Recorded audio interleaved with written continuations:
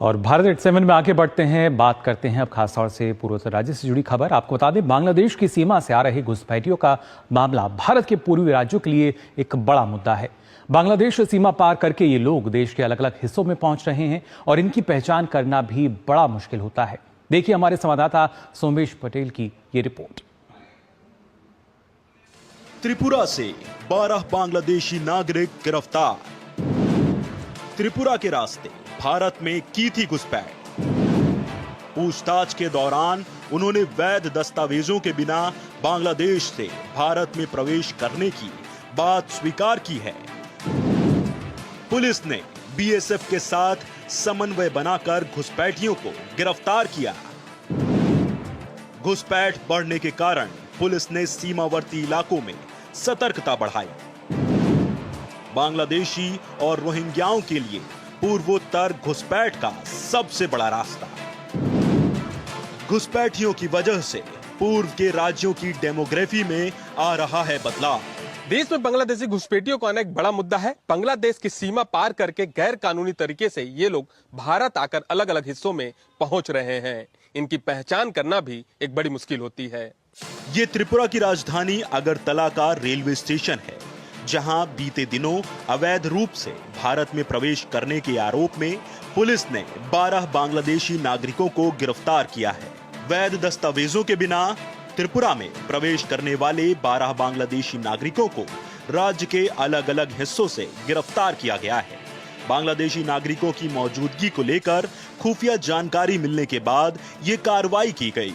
Police ने BSF कर्मियों के साथ समन्वय बनाकर छापेमारी की और घुसपैठियों को गिरफ्तार किया। ऐसे लोगों की पहचान और उन्हें पकड़ने के लिए रेलवे फोर्स ने अभियान छेड़ा है, जिसके तहत नॉर्थ ईस्ट के रेलवे स्टेशनों में चौकसी बढ़ा दी गई है।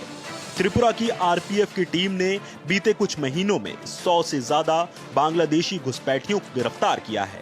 Rohingya penetration to India has increased manyfold, and you will know that last year Assam police has also strike a network, and ultimately NIA has investigated. I think that government of India must strengthen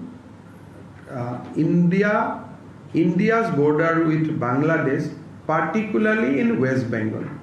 Because when Chief Minister of West Bengal gives a statement that I will give shelter to the Bangladeshi nationals, so then it raises a question that how much we are committed against the infiltrators.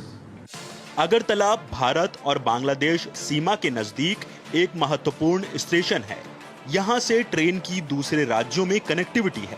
जानकारी के मुताबिक इस station से कई तरह की गिरफ्तारी हो चुकी है।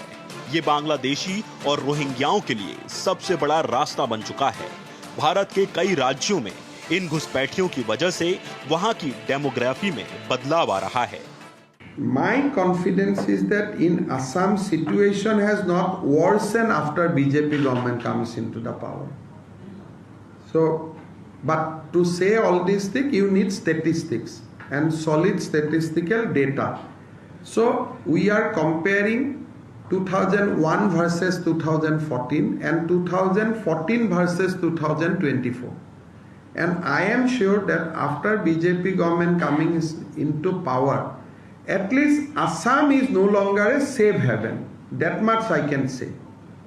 रेलवे की मुहिम के बाद बांग्लादेशी सीमा पर बीएसएफ ने भी अपनी चौकसी बढ़ा दी है।